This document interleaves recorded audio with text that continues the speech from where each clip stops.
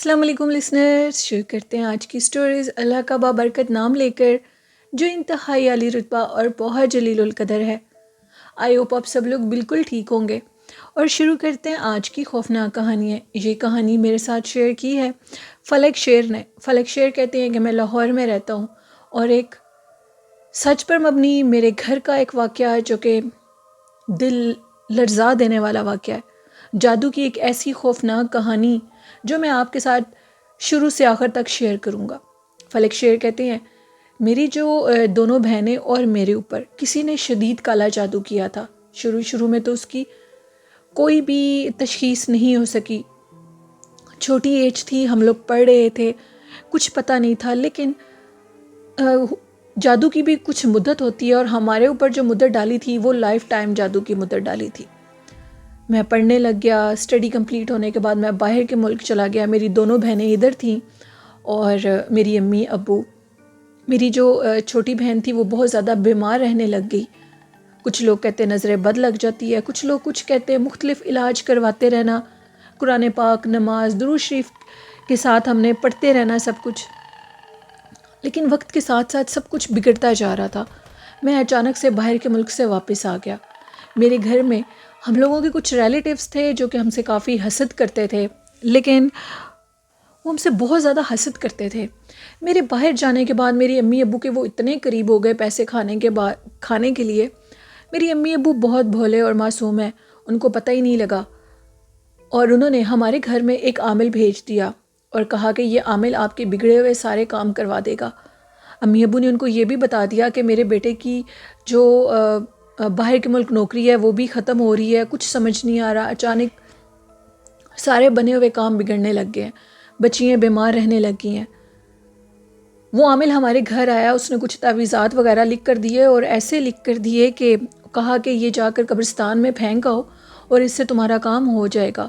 لیکن وہ ایسے تعویذات اس نے پھینکوائے ہم سے، اور دوسری بڑی بات ہمارے گھر کی ساری چیزیں، نمک، مرچ، گھی، گوشت، مٹھائی، سب کچھ، سبزی، یہ سب کچھ اس نے لے کر ایک کالے رنگ کے کپڑے میں باندھ کر دم کر کے امی کو دیا اور کہا کہ جاؤ اس کو قبرستان میں پھینک آؤ۔ پہلے تو میری امی قبرستان کا راستہ بھول گئیں، اکیلی پیدل گئیں اور ان کو یہ تنبیہ کی کہ ساتھ کسی مرد کو نہیں لے کر جانا، تم نے اکیلے جانا ہے۔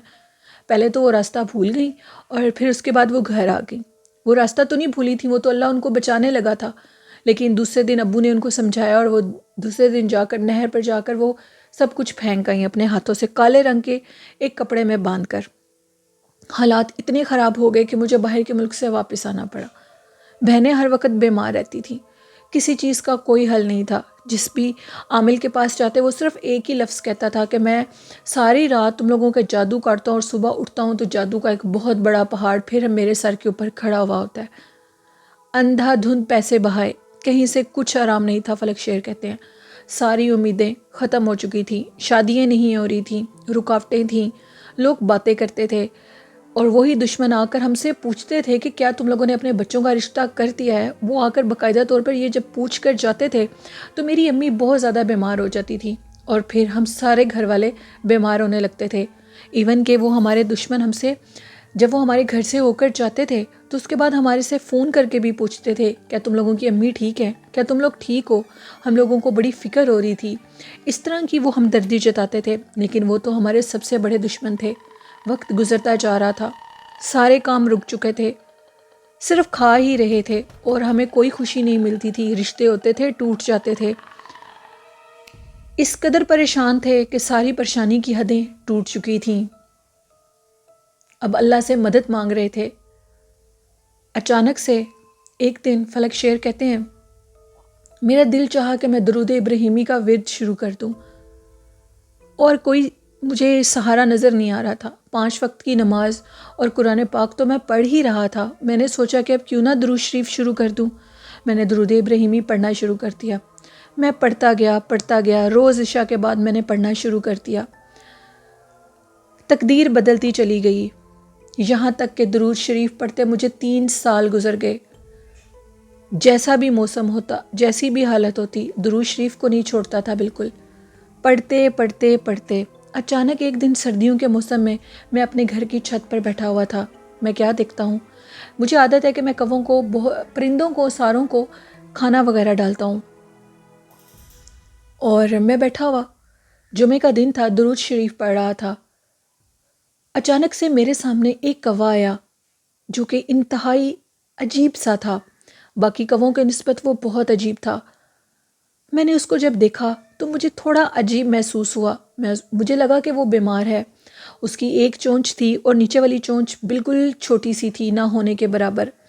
اس کے پاؤں بھی زخمی تھے اور اس کے پر بھی بالکل ختم ہو چکے تھے. وہ بالکل چلنے اڑنے سے بھی آوازار تھا، ایون کہ وہ زمین کے اوپر چل بھی نہیں پا رہا تھا.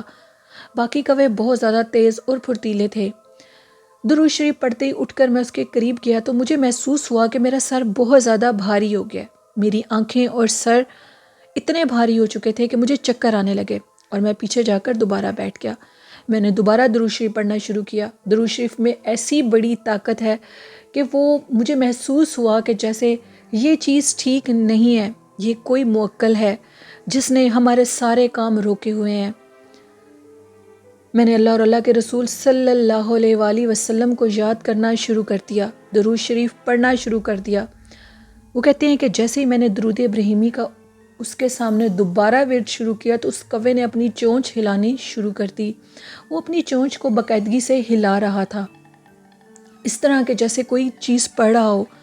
میں نے وہی درود شریف پڑھ کر اس کے اوپر پھونکا تو وہ کوا گرتا پڑتا ہم لوگوں کے سامنے گھر کی دیوار کے ساتھ لگا اور ان کی چھت پہ جا کر گر گیا. اب یہ 3 سال کے بعد یہ معجزہ میں دیکھ رہا تھا. رات خواب میں مجھے معلوم ہوا کہ وہ کوئی جن تھا جو تم لوگوں کے سارے کاموں میں رکاوٹ ڈال رہا ہے. درود ابراہیمی کا دامن تھامے رکھنا، اس کو چھوڑنا مت، یہ تمہیں تمہاری منزل تک پہنچا دے گا. درود شریف پڑھتا گیا. روز وہ کوا آتا اور وہ ایسا کوا تھا کہ وہ اچانک سے آتا تھا، اس کا نام لیا جاتا تھا. ہم سارے گھر والے یہ مشاہدہ کرتے تھے کہ وہ ہمارے سامنے آ جاتا تھا اور ہماری آنکھوں کے سامنے وہ غائب ہو جاتا تھا.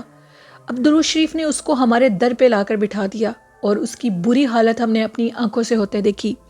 میری چھوٹی بہن نے کہا کہ کیوں نہ اس کو مار دیا جائے. میں نے کہا نہیں، اس کو مارنا نہیں ہے. اگر اس کو مار دیا تو یہ بھی موت ہمارے سر آئے گی. ہم اللہ اور اللہ کے رسول صلی اللہ علیہ وسلم کو کیا منہ دکھائیں گے؟ یہ درود شریف کی طاقت سے ہی مرے گا. ہم نے اس کو کچھ نہیں کرنا. اور پھر درود شریف پڑھتے مجھے 4تھا سال شروع ہو گیا. میری آنکھوں کے سامنے وہ کوا وہیں گرا اور مر گیا. وہ ایک جادو کا کوا تھا. اس کا سارا جسم شیپ لیس تھا. وہ بالکل دوسرے کووں سے مختلف تھا. اس کا جسم بہت پھولا ہوا اور بڑا تھا. اس نے ہمیں بہت تنگ کیا. وہ ایک جادو کا موکل تھا. اور اس کے بعد ہم تینوں بہن بھائیوں کی شادی ہو گئی. ہم لوگ اپنے گھر میں بہت سکھی ہوئے. ساری مرضیں، ساری بیماریاں ختم ہو گئیں.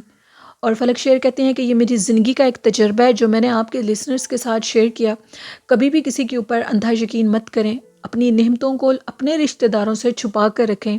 یہ آپ سے ایسا حسد کرتے ہیں جس کے متعلق آپ سوچ بھی نہیں سکتے. یہ میری زندگی کی ایک سچی بیتی تھی. ایسی بیماریاں، ایسی دشواریوں کا سامنا ہوا کہ بتانے سے قاصر ہوں. آخر یہ بتانا چاہتا ہوں کہ کوئی جادو، کوئی عامل کسی کام کا نہیں تھا سوائے درود شریف کے. بہت شکریہ فلک شیر. تو یہ کہانی تھی فلک شیر کی. تو لسنر، یہ بالکل حقیقت ہے. درود شریف اندھیرے راستوں میں راستہ بنا دیتا ہے. تو آپ درود ابراہیمی کو اپنا ورد بنا لیں. اب سب لوگ، میرے سبھی لسنرز جو کہ سن رہے ہیں، درود شریف پڑھنے کا سب سے بڑا اور پہلا طریقہ جو کہ ادب میں آتا ہے وہ یہ ہے کہ وضو کر کے پڑھا جائے. باوضو ہی درود شریف کو پڑھا جاتا ہے. ناپاکی کی حالت میں بالکل مت پڑھیں. ایون کہ جس جگہ پر بیٹھتے ہیں وہ جگہ بھی پاک صاف ہونی چاہیے. تو انشاءاللہ آپ کے راستے آسان ہونے شروع ہو جائیں گے. درود شریف میں سب سے بڑی طاقت ہے، کیونکہ یہ وہ درود شریف وہ ہے جو کہ اللہ اور اللہ کے رسول اللہ اپنے محبوب پر بھیجتے ہیں. تو آپ سب لوگ اس کو پڑھا کریں. انشاءاللہ یہ آپ سب لوگوں کو کامیابی دے گا. بڑھتے ہیں آج کی لاسٹ سٹوری کی طرف. یہ لاسٹ سٹوری میرے ساتھ فضا نے شیئر کی ہے جو کہ لاہور میں رہتی ہیں. فضا کہتی ہیں کہ میں آپ کے ساتھ ایک اور خوفناک واقعہ شیئر کرنا چاہتی ہوں. ہم لوگوں کے گھر کا جو باہر والا روڈ ہے، کہا جاتا ہے کہ اس کے اوپر بہت سے جنات کا بسیرا ہے. وہاں پر ایک عورت کو دیکھا جاتا ہے. مختلف لوگوں نے مختلف قسم کی باتوں کا اس جگہ پر تجربہ کیا ہے. کہا جاتا ہے کہ ایک جگہ ہے ہمارے گھر کے باہر، 2 روڈ ہے جو کہ آمنے سامنے آ رہے ہیں وہ ایک روڈ شہر کی طرف جاتا ہے اور دوسرا روڈ گاؤں کی طرف جاتا ہے۔ کہا جاتا ہے کہ اس روڈ کے اوپر دو عورتیں ہیں جو کہ اگر ادھر اس جگہ پر کوڑا کرکٹ یا کچھ بھی ایسا پھینک دیا جائے تو وہ عورتیں باقاعدہ طور پر اس شخص کے پیچھے پڑ جاتی ہیں، یہاں تک کہ اس کے گھر کے پیچھے تک آتی ہیں۔ اسی طرح ہمارے قریب میں کچھ رہنے والے لوگ تھے جو کہ اب گھر چھوڑ کر چلے گئے ہیں، وہ لوگ گاؤں سے آئے تھے۔ وہ کہتے ہیں کہ ان کے بیٹے نے ادھر جا کر نہ جانے کس چیز کا دم کیا ہوا پانی پھینک دیا، وہی راستہ تھا آنے جانے کا، وہ لوگ نہیں آئے ہوئے تھے۔ جیسے اس بچے نے ادھر پانی پھینکا تو وہ واپس گھر آنے لگا تو اس کو محسوس ہوا جیسے اس کے پیچھے کوئی اور بھی چل رہا ہو۔ دیکھا تو ایک بوڑھی اور ایک جوان عورت اس کے پیچھے پیچھے آ رہی تھی اور اس کا تعاقب کر رہی تھی اور اس کو بڑی خطرناک نظروں سے دیکھ رہی تھی۔ وہ بچہ بھاگتا ہوا اپنے گھر تک آیا۔ ساری رات شام کے ٹائم کا یہ واقعہ تھا، وہ عورتیں ان کے گھر کے باہر کھڑی رہیں۔ انہوں نے محلے میں یہ بات تب تو کسی کو نہیں بتائی، نہ کسی نے نوٹس کی، کیونکہ وہ جادو تھا، وہ جن تھے، جنات تھے، چڑیل آفت تھی جو کہ صرف انہی کو نظر آ رہی تھی۔ ساری رات ان کے سامنے رہے اور صبح فجر کی اذانوں میں وہ عورتیں غائب ہو گئیں۔ انہوں نے سارے محلے میں یہ بات بتائی اور کہا کہ یہاں سے تو کوئی عورتیں پیچھے پڑ جاتی ہیں۔ اسی طرح ہمارے محلے میں ایک لڑکا تھا جس کا رکشہ تھا، وہ رکشے چلانے والا یہ کہتا تھا کہ میں نے اپنی آنکھوں سے ادھر دو عورتوں کو دیکھا ہے جو کہ جھاڑیوں میں بیٹھی ہوئی غائب ہو جاتی ہیں۔ وہ خوفناک عورتیں باقاعدہ طور پہ جس کے پیچھے لگ جاتی تھیں اس کو بہت زیادہ نقصان ہوتا تھا۔ کہا جاتا تھا کہ ادھر ایک پیپل کا پیڑ تھا پرانا جس کو کاٹ دیا گیا تھا، ادھر ہی وہ عورتیں رہتی ہیں۔ وہ خوفناک عورتیں نہیں، وہ چڑیلیں ہیں جو کہ آج تک ادھر آباد ہیں۔ مغرب کے بعد اس علاقے میں کوئی نہیں جاتا کیونکہ وہ جگہ بہت زیادہ اسیب زدہ ہو جاتی ہے۔ اس طرح کے اور بہت سے دلچسپ واقعات میرے گھر کے قریب والے روڈ کے ہیں جو کہ میں آپ کے ساتھ شیئر کروں گی۔ یہ سٹوری تھی فضا کی جنہوں نے میرے ساتھ شیئر کی، بہت شکریہ فضا۔ یہ تھی آج کی خوفناک کہانیاں۔ لسنرز کیسی لگیں آپ کو؟ اپنا فیڈ بیک ضرور دیجیے گا اور میرے اس چینل نیلم وائس آفیشیل کو سپورٹ کریں، یعنی چینل کو سبسکرائب کریں، اور جو دوسرا چینل ہے ہارر ناول آفیشیل اس کو بھی سبسکرائب کریں اور سپورٹ کریں۔ اپنے والدین جیسی خوبصورت نعمت کی قدر کریں، قرآن پاک، نماز اور درود شریف کو زندگی کا حصہ بنا لیں تو ہر قسم کی موذی مرض آفت بلا سے محفوظ ہو جائیں گے۔ صدقہ روز کیا کریں، صدقہ کرنے سے آنے والی بلا ٹل جاتی ہے۔ آئی ہوپ میرے لسنرز اس پہ ضرور عمل کریں گے۔ اسی کے ساتھ اپنی ہوسٹ نیلم یاسین کو اجازت دیجیے، دعاؤں میں یاد رکھیے گا۔ اللہ حافظ۔